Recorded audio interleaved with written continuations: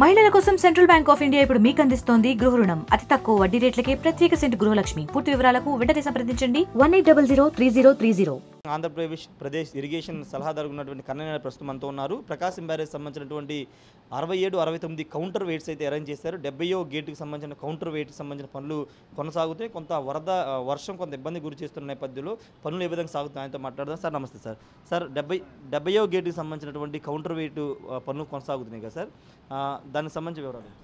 మాకు 70వ gate counter weight ఎత్తాలంటే ఇప్పుడు traffic disturbance ఉంది. 10:30 వరకు ట్రాఫిక్ వదిలి అనేక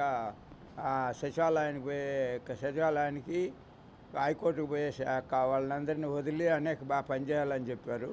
అందువల్ల కొంచెం డిలే అవుతుంది. కానీ వర్షం వస్తూ ఉంది. మా వాళ్ళు ఎంతవరకు చేస్తారో చూస్తున్నాం. ఇప్పుడు కంప్లీట్ చేసేద్దాం మధ్యాహ్నం లోపల అనుకున్నాం. ఆ రాత్రి అంతా కూడా పనిచేశారు కానీ ఆ గటర్ కట్ అవుతూ ఉంది. చేస్తున్నాం, చూడాలి. ఇంకా మాకు ఇచ్చిన టైం స్లాట్లో పనిచేయాలి కదా. ఇప్పుడు మేము మా చేతుల్లో లేదు కదా టైము. అందువల్ల ప్రజలు కోఆపరేట్ చేస్తే మేమన్నా చేయగలుగుతాం. ప్రజలు కోఆపరేట్ చేయనప్పుడు మేము ఏం చేస్తాం చెప్పండి. ప్రజలంతా వచ్చి గైడ్ దగ్గర కొట్లాడుతూ వాళ్ళు పోలీసు వాళ్ళు ఆ టైం పెట్టి వదులుతున్నారు స్లాట్లలో. అప్పుడు మేము పని చేయకుండా నిలిపివేయాలి. క్రేన్లు పని చేసేటప్పుడు సేఫ్టీ కావాలి కదా మాకు.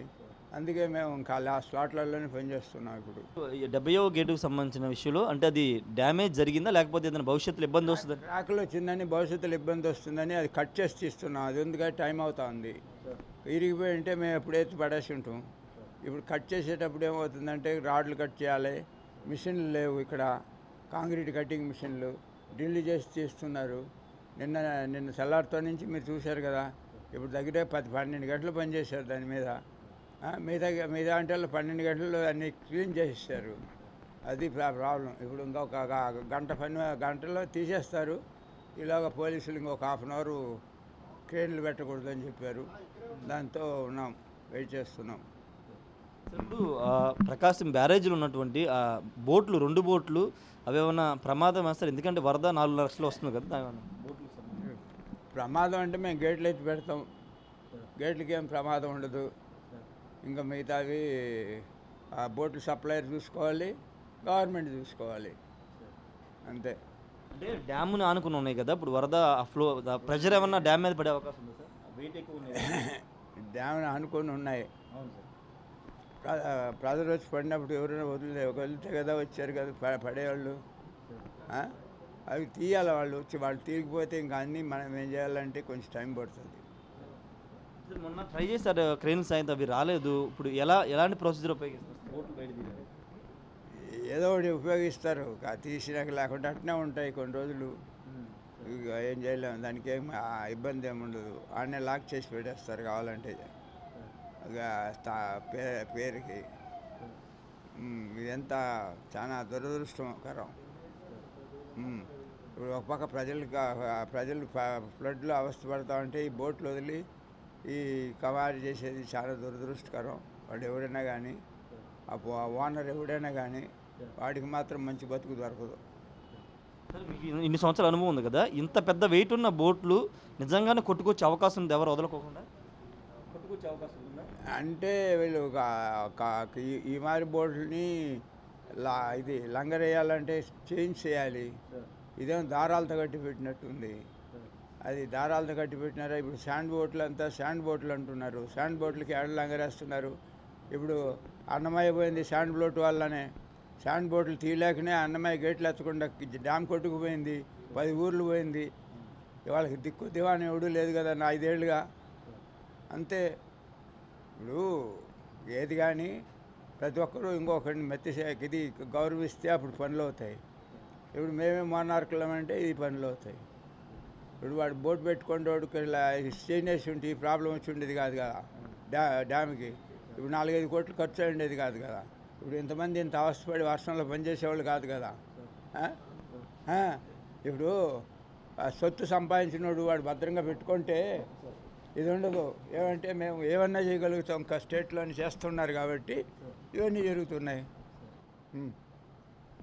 మీ ఎక్స్పీరియన్స్ ప్రకారం ఇది దీంట్లో ఏదైనా కుట్ర ఉందనుకుంటున్నారు సార్? కుట్ర అని నేను చెప్పను. ఎవడు కానీ కడుపు కూర్చున్నాడు ఎవడు వదలడు. ఇంకేదైనా తినేవాడే వదులుతాడు. ఇప్పుడు ఇంతమంది ఇంత ఆశపడుతున్నారు కదా. వాడు ఆ సొంత బోటు ఓనర్ ఎవడైనా కానీ వాడు వచ్చి వాడు బోట్లు తీసుకోవాలి కదా. ఎందుకు రాలా? బోట్లు ఎందుకు వెళ్ళాలా? ఎందుకు శాండ్ పెట్టాలా? తప్పు ఇవన్నీ. ఎవడైనా పెట్టినాయి. వాడు కుట్రన్నా చేసుకొని కుతంత్రం అన్నా చేసుకొని వాడికి మాత్రం సత్యంతో కూడు దొరకదని మాత్రం చెప్తా. అది మాత్రం డెఫినెట్. ఎంతమందిని నేర్పిస్తారండి? ఇప్పుడు మేము ఇదే తుంగభద్రలో పనిచేసి వచ్చిన 144 సెక్షన్ పెట్టి కంప్లీట్ చేసి వచ్చిన 5 రోజులు. ఒక్కరు రాలేదు, ఒక్కరిని వదలలేదు, మీడియా వాళ్ళని కూడా వదలలేదు నేను.